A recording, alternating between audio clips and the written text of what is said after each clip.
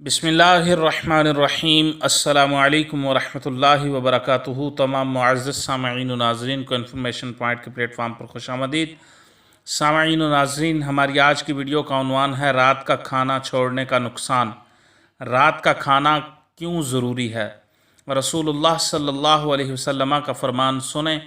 सुनन इब्न माजा में रिवायत मरवी है कि रसूलुल्लाह सल्लल्लाहु अलैहि वसल्लम ने फरमाया, रात का खाना मत छोड़ो, चाहे एक मुट्ठी खजूर ही क्यों ना हो, क्योंकि रात का खाना छोड़ना आदमी को ज़ईफ़ यानी कमज़ोर कर देता है।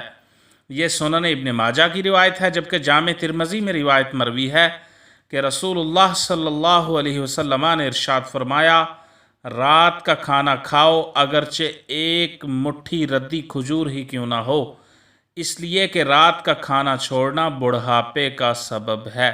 यह जामे तिरमिज़ी की रिवायत है। फरमाया, रात का खाना ज़रूर खाओ अगरचे एक मुट्ठी रद्दी खजूर ही क्यों ना हो, क्योंकि रात का खाना छोड़ना बुढ़ापे का सबब है। तो इन दो हदीस के मुताबिक रात का खाना छोड़ना ज़ईफ़ करता है, कमज़ोर करता है और बुढ़ापा लाता है। इसीलिए रात को खाना ज़रूर खाना चाहिए, चाहे थोड़ा सा ही क्यों ना हो।